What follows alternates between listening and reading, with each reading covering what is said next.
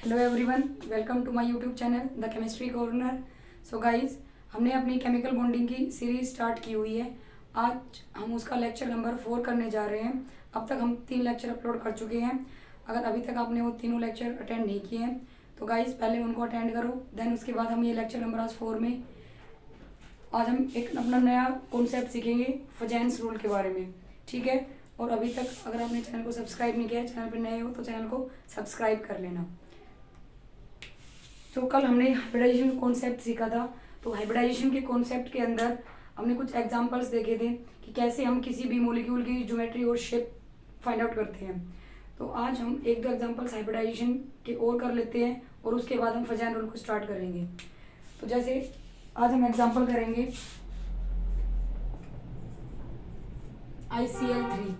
ICl3 के case में क्या हो जाएगा।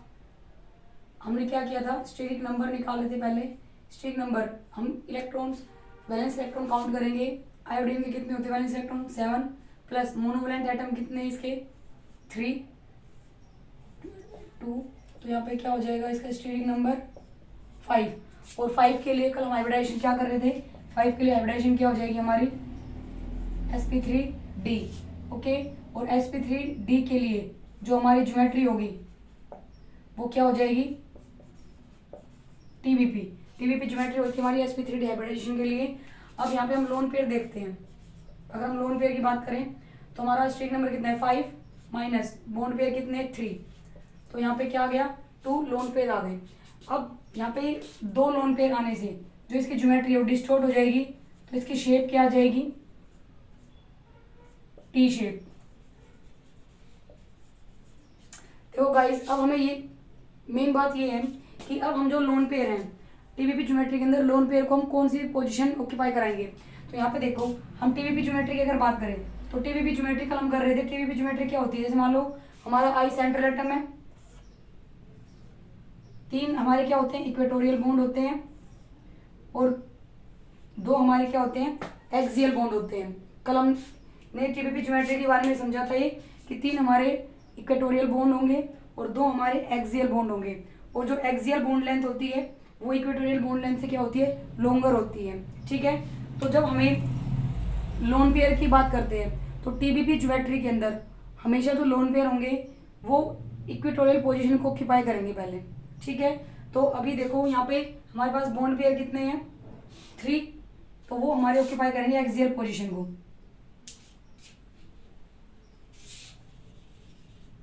तो यहाँ पे क्लोरीन, एक क्लोरीन यहाँ पे, एक क्लोरीन यहाँ पे। अब यहाँ पे 2 लोन पेयर है तो 2 लोन पेयर वो इक्वेटोरियल पोजीशन को ऑक्यूपाई करेंगे। तो लोन पेयर को हम यहाँ ऐसे दिखाएंगे कि वो दोनों लोन पेयर, एक यहाँ पे और तीसरा क्लोरीन हमारा यहाँ पे। तो ये एक टाइप से टी जैसी शेप लग रही है हमें, तो इसीलिए जो इसकी शेप हो जाएगी वो क्या हो जाएगी टी शेप्ड। ठीक है, यही केस एक बताना बच गया था कि टीबीपी के अंदर लोन पेयर कौन सी पोजीशन को ऑक्यूपाई करते हैं। तो हमेशा बात याद रखना कि टीबीपी ज्योमेट्री के अंदर जो लोन पेयर होंगे वो ऑलवेज इक्वेटोरियल पोजीशन को ऑक्यूपाई करेंगे फर्स्ट, देन उसके बाद वो एक्सियल पोजीशन पे जाएंगे। ठीक है, वैसे केस बनेगा नहीं कभी कि एक्सियल पोजीशन पे लोन पेयर देखने को मिले, हमेशा इक्वेटोरियल पोजीशन पे ही लोन पेयर रहेंगे।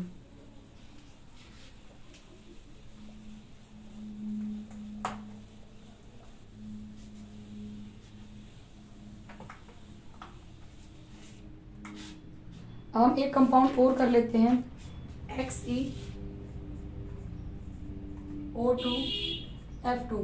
तो यहाँ पे अगर हम बात करें स्टेरिक नंबर क्या हो जाएगा हमारा जेनोन, क्योंकि नोबल गैस है, नोबल गैस का ऑक्टेट कंप्लीट होता है तो इसके वैलेंस इलेक्ट्रॉन कितने हो जाएंगे 8 प्लस। अब यहाँ पे ऑक्सीजन जो हमारी डाइवेलेंट स्पीशीज है और हमने क्या देखा था कल फॉर्मूले में कि स्टेरिक नंबर के अंदर यहाँ पे वैलेंस इलेक्ट्रॉन के बाद क्या आता है मोनोवैलेंट एटम। तो यहाँ पे ऑक्सीजन डाइवेलेंट है तो इसको हम कंसिडर नहीं करेंगे, यहाँ पे हम सिर्फ फ्लोरीन को ही कंसिडर करेंगे।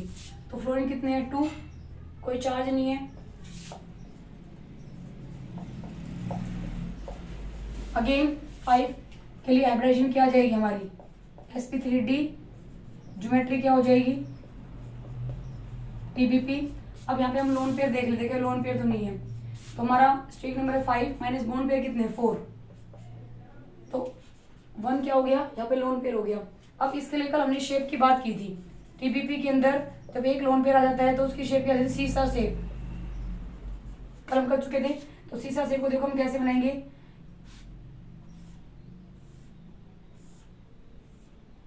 एक लोन पेयर जो है वो इक्वेटोरियल पोजीशन को ऑक्यूपाई करेगा, ठीक है। अब यहाँ पे फ्लोरीन, एक ऑक्सीजन यहाँ पे, दोनों ऑक्सीजन जो है, ऑक्सीजन जो होंगे वो हमारे ऑक्यूपाई करेंगे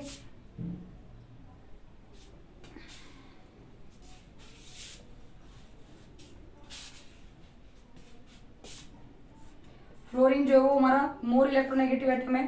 तो ये बात एक कॉन्सेप्ट हो रहा है यहाँ पे कि जो हमारा मोर इलेक्ट्रोनेगेटिव एटम होगा वो हमेशा ऑक्यूपाई करेगा एक्सियल पोजीशन को। अब क्योंकि हमें पता है फ्लोरीन जो होता है वो ज़्यादा इलेक्ट्रोनेगेटिव होता है कंपेयर टू ऑक्सीजन, तो फ्लोरीन प्रेफर करेगा एक्सियल पोजीशन को।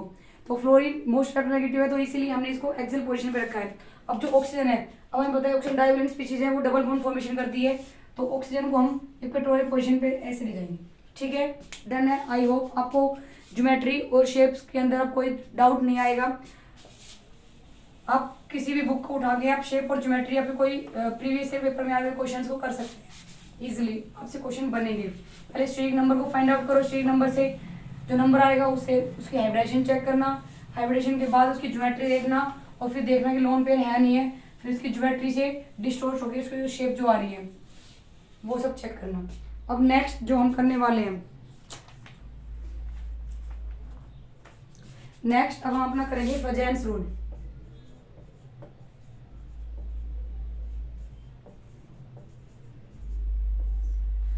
गाइस फजेन्स रूल के अंदर देखो क्या होता है। जो फजेन्स रूल था, फजेन्स ने हमें क्या बात बताई थी, फजेन्स ने हमें ये बात बताई थी कि बेसिकली हम दो टाइप के बॉन्ड पढ़ते हैं। पहले ये बात देखो, फजेन रूल पे जाने से पहले दो टाइप के बॉन्ड हम पढ़ते हैं, एक तो आयोनिक बॉन्ड,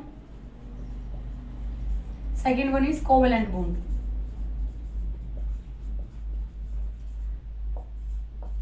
ये दो टाइप के बॉन्ड मोस्टली हम पढ़ते हैं, आयनिक बॉन्ड और कोवेलेंट बॉन्ड। आयनिक बॉन्ड में क्या होता है, आयनिक बॉन्ड में complete transfer of electrons takes place, इसके अंदर कंप्लीट ट्रांसफर हो जाता है इलेक्ट्रॉन्स का, और यहाँ पे जो बॉन्ड फॉर्मेशन होती है वो पॉजिटिव और नेगेटिव, दो अपोजिटली चार्ज स्पीशीज के बीच में बॉन्ड फॉर्मेशन होती है, और यहाँ पे कंप्लीट चार्ज डेवलप होता है स्पीशीज के ऊपर, एटम के ऊपर।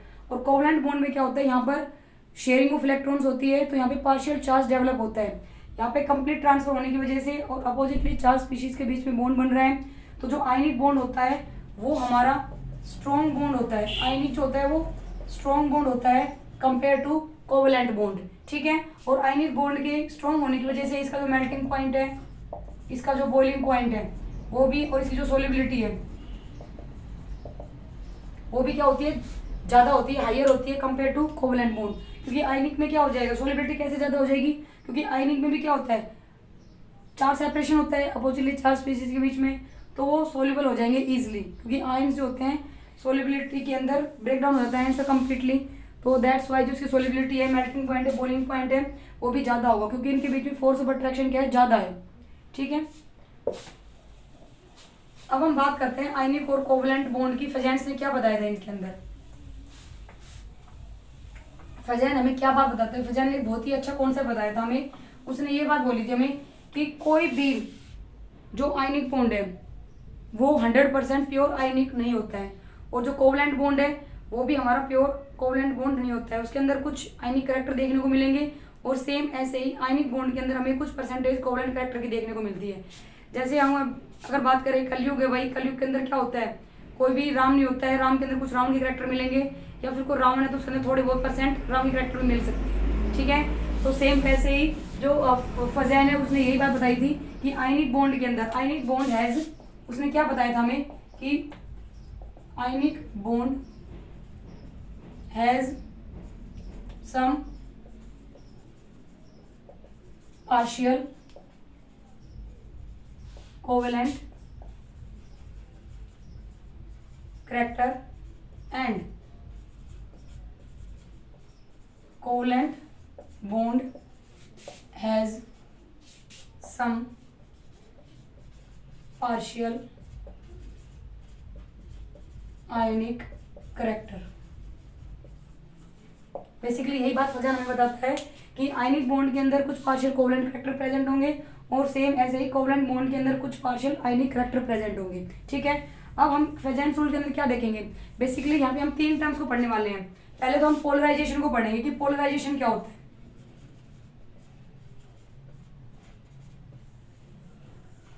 पहले हम पोलराइजेशन को जानेंगे कि पोलराइजेशन क्या होता है। देखो बॉन्ड फॉर्मेशन के टाइम पे क्या होता है, अब आयनिक बॉन्ड के अंदर क्या होता है, एक हमारे पास क्या होता है कैटायन और दूसरा क्या होगा हमारे पास एनायन। जो एनायन का साइज होता है वो कंपेयर टू कैटायन थोड़ा बिगर होता है, बड़ा साइज होता है एनायन का।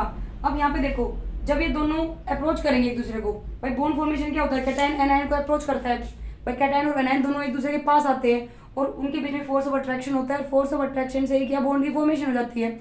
ये हम फर्स्ट क्लास में कर चुके हैं अपने कि when to force of attraction between two atoms is called bond, क्योंकि फोर्स ऑफ अट्रैक्शन की वजह से बॉन्ड फॉर्मेशन होती है। अब अगर मान लो यहाँ पे पॉजिटिव ही होता है या फिर नेगेटिव के पास नेगेटिव ही होता तो उनके बीच में क्या होती है, रिपल्शन होती। ठीक है, तो अब यहाँ पे देखो अब हमें पता है कि एनायन का साइज क्या बड़ा है कैटायन कंपैरिजन में, तो इसका जो इलेक्ट्रॉन क्लाउड होगा एनायन का वो ज़्यादा दूर तक मतलब कि फैला हुआ होगा, मतलब इसका इलेक्ट्रॉन क्लाउड ज़्यादा डिस्टोर्ट होगा कंपेरिजन टू कैटायन। कैटायन के कंपैरिजन में जो एनायन का इलेक्ट्रॉन क्लाउड होगा वो ज़्यादा डिस्पर्स्ड होगा। ठीक है ना, तो अब यहाँ पे क्या होगा, जो एनायन है, अब एनायन का साइज छोटा है तो एनायन क्या करेगा, एनायन इस कैटायन के इलेक्ट्रॉन जो कैटायन है वो कैटायन क्या करेगा, इस एनायन के इलेक्ट्रॉन डेंसिटी को अपनी तरफ खींचेगा, क्योंकि इसका इलेक्ट्रॉन क्लाउड ज़्यादा दूर तक डिस्पर्स्ड है, फैला हुआ है, तो कैटायन उसकी इलेक्ट्रॉन डेंसिटी को अपनी तरफ खींचेगा। तो ऐसे खींचने से क्या हो जाएगा, जो एनायन है उसका जो इलेक्ट्रॉन क्लाउड है उसकी फॉर्म डिफॉर्म हो जाएगी, उसकी जो शेप है वो डिफॉर्म हो जाएगी, मतलब इसका इलेक्ट्रॉन क्लाउड थोड़ा सा ऐसे कैटायन की तरफ अप्रोच कर जाएगा। तो इससे क्या हुआ, मतलब कि डिफॉर्मेशन हो गई, जो एनायन की एक्चुअल शेप थी उसके अंदर क्या होगी, डिफॉर्मेशन। तो इसी को हम क्या बोलते हैं, polarization. Deformation in the shape of anion. अब डिफॉर्मेशन जो हुई है शेप क्यों, किसकी वजह से, कैटायन की वजह से, तो हम क्या लिखेंगे, deformation in the shape of anion by cation is known as polarization। Done है कि पोलराइजेशन क्या होता है, जब कभी दो एटम के बीच में बॉन्ड फॉर्मेशन होती है, मान लो एक कैटायन है और एक एनायन है, कैटायन का साइज क्या होता है, छोटा होता है कंपेयर टू एनायन। ठीक है, एनायन का क्लाउड इलेक्ट्रॉन क्लाउड जो होता है वो ज़्यादा डिस्पर्स्ड होता है, तो जो कैटायन है, कैटायन को जैसे अप्रोच करेगा तो उसके इलेक्ट्रॉन क्लाउड को मतलब इलेक्ट्रॉन डेंसिटी को अपनी तरफ अट्रैक्ट करेगा, खींचेगा, तो उससे क्या हो जाएगी, जो एनायन की शेप है वो डिफॉर्म हो जाएगी। और deformation in the shape of anion by cation is known as polarization, और इसी को हम पोलराइजेशन बोलते हैं। अब यहाँ पे दो टर्म और आती है,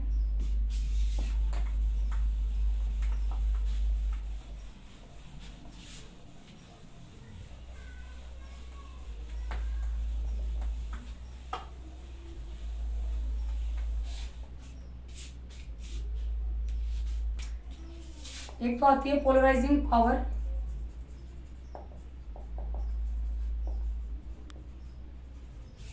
और दूसरी टर्म आती है पोलराइजिबिलिटी।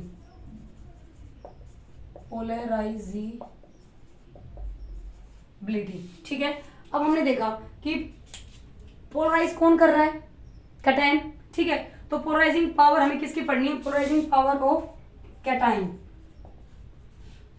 अब पोलराइज हो कौन रहा है, एनायन पोलराइज होके जा रहे हैं, तो पोलराइजिबिलिटी हमें किसकी पढ़नी है, एनायन की। पोलराइजिबिलिटी ऑफ एनायन, मतलब कि पोलराइजिंग पावर हम कैटायन की चेक करेंगे और पोलराइजिबिलिटी हम एनायन की केस में चेक करेंगे। तो पोलराइजिंग पावर ऑफ कैटायन का मतलब क्या हो जाएगा, उसकी अट्रैक्टिंग पावर क्या है, बेसिकली हम इसको बोलेंगे अट्रैक्टिंग पावर ऑफ कैटायन।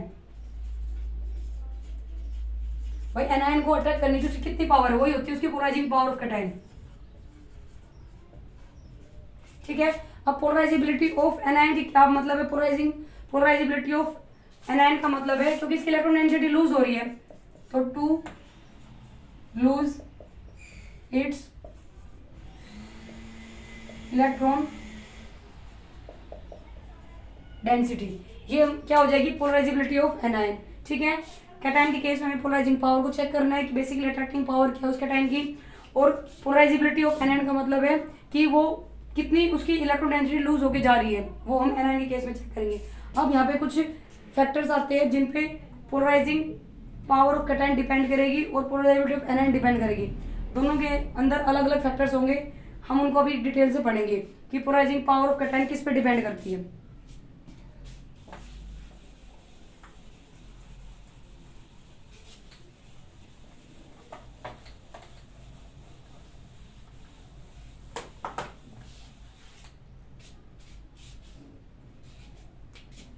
तो अभी हमारे पास नेक्स्ट आता है पोलराइजिंग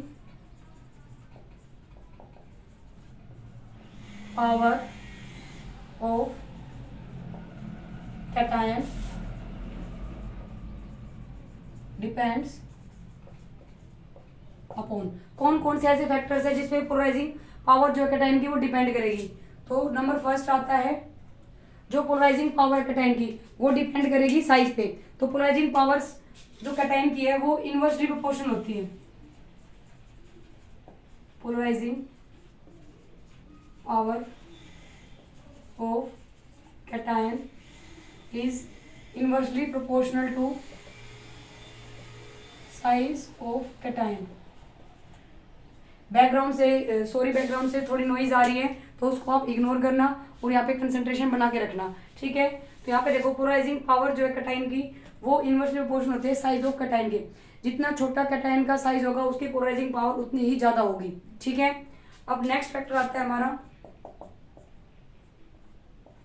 नेक्स्ट फैक्टर आता है चार्ज का। तो पॉजिटिव चार्ज की क्या होती है, डायरेक्टली प्रोपोर्शनल। पोलराइजिंग पावर जो है कैटायन की वो डायरेक्टली प्रोपोर्शनल होती है पॉजिटिव चार्ज। जितना ज्यादा कैटायन पर चार्ज होगा उसकी पोलराइजिंग पावर उतनी ही ज्यादा होगी। थर्ड हमारे पास केस आता है pseudo noble gas pseudo noble gas configuration. Pseudo noble gas configuration पे भी हमारी पोलराइजिंग पावर जो कैटायन को डिपेंड करती है।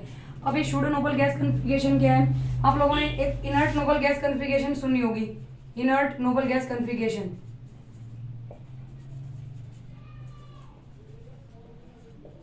इनर्ट नोबल गैस कॉन्फ़िगरेशन कौन सी होती है, जिसके लास्ट शेल में आउटर मोस्ट शेल में 8 इलेक्ट्रॉन होंगे।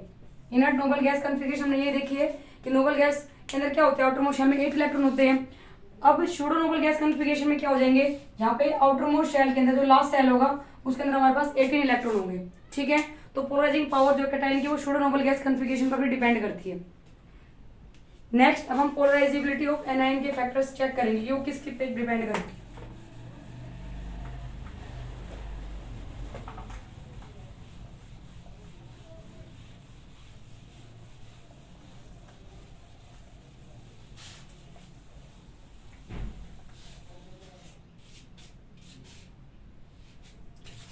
नेक्स्ट है पोलराइजेबिलिटी।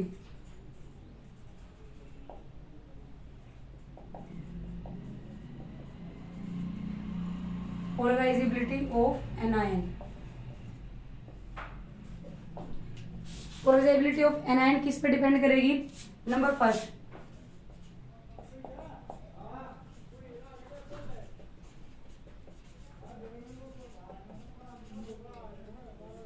पोलराइजेबिलिटी जो है एनायन की वो डायरेक्टली प्रोपोर्शनल होती है साइज ऑफ एनायन।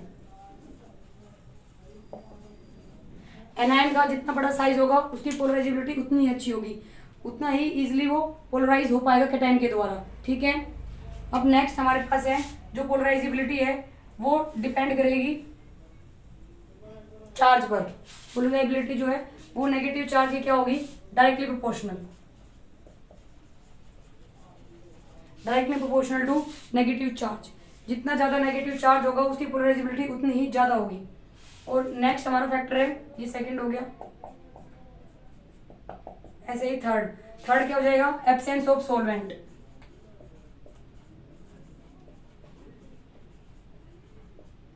अगर कोई सॉल्वेंट प्रेजेंट नहीं है, सॉल्वेंट एब्सेंट है, तो उस केस में क्या हो जाएगा, पोलराइजेबिलिटी उतनी ही ज्यादा होगी उस एनायन की।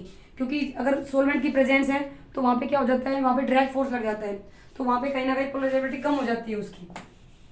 यहाँ पे एब्सेंट, अगर सॉल्वेंट प्रेजेंट नहीं है तो उस केस में पोलराइजेबिलिटी ज्यादा होगी एनायन की।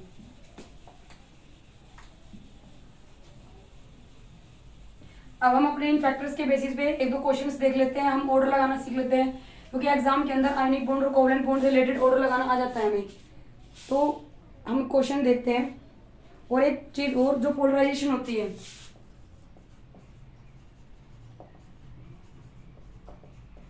पोलराइजेशन जो होती है वो डायरेक्टली प्रोपोर्शनल होती है covalent character in ionic compound.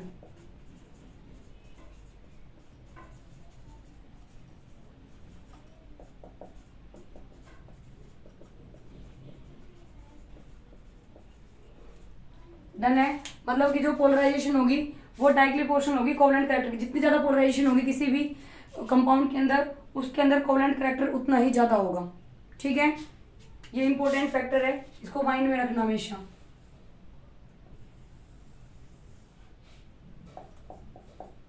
ठीक है, अभी हम क्वेश्चन देखते हैं। जैसे हमारे पास आ जाए LiCl, NaCl, KCl, RbCl, CaCl। अगर हमारे पास ये क्वेश्चन आ जाए और हमें इसमें पूछा जाए कि इसमें ऑर्डर लगाओ कोवेलेंट कैरेक्टर का, ऑर्डर ऑफ कोवेलेंट कैरेक्टर, हमसे इसके अंदर ऑर्डर पूछा जा रहा है कोवेलेंट कैरेक्टर का। तो इसके अंदर देखो हम क्या करेंगे। अब यहाँ पे देखो अगर हम बात करें तो साइज जो है कैटायन का बढ़ रहा है। कैटायन का साइज क्या हो रहा है, लिथियम का छोटा साइज होता है एल्कली मेटल्स के अंदर। ये ग्रुप 1 के एलिमेंट्स की बात कर रहे हैं हम, ये एल्कली मेटल्स बोलते हैं इनको हम। तो यहाँ पे सबसे छोटा साइज किसका, लिथियम का। फिर इधर की साइड जैसे जैसे आ रहे हैं तो साइज यहाँ पे क्या कर रहा है, इंक्रीज कर रहा है। साइज ऑफ कैटायन इंक्रीज कर रहा है। तो पोलराइजिंग पावर, क्योंकि हमने क्या देखा था अभी जब हम polarizing power of cation check कर रहे थे कौन कौन से फैक्टर पर डिपेंड करता है, तो उस केस में हमने क्या देखा था कि साइज से क्या होता है, इनवर्सली प्रोपोर्शनल। तो इसका मतलब क्या हो जाएगा, जितना छोटा साइज होगा उसकी पोलराइजेशन पावर उतनी ही ज़्यादा होगी। यहाँ पे देखो हो क्या रहा है, जैसे हम इस साइड जा रहे हैं, यहाँ पे दो चीज़ काम कर रही है, साइज ऑफ कैटायन इंक्रीजेस। यहाँ पे एक तो साइज ऑफ कैटायन क्या कर रहा है, इंक्रीज कर रहा है। अब साइज ऑफ कैटायन बढ़ने से तो जो पोलराइजिंग पावर है, polarizing power of cation decreases. तो पोलराइजिंग पावर क्या हो गई, डिक्रीज कर गई। तो ऑर्डर क्या लग जाएगा इसमें, ऐसे। ठीक है, ऐसे हम इसका ऑर्डर लगाएंगे। तो आई होप गाइस आपको ये समझ आ रहा होगा। आज हमने फ्रेजेंस रूल को भी कंप्लीट कर लिया है, हमने फ्रेजेंस रूल को देख लिया। हम अब तक हाइब्रिडाइजेशन का कॉन्सेप्ट खत्म कर चुके हैं, लुईस ऑक्टेट थ्योरी हम खत्म कर चुके हैं। तो प्लीज़ आप जाके एक बार उनको चेक कर लेना, और अगर चैनल पे नए हो तो चैनल को सब्सक्राइब कर लेना।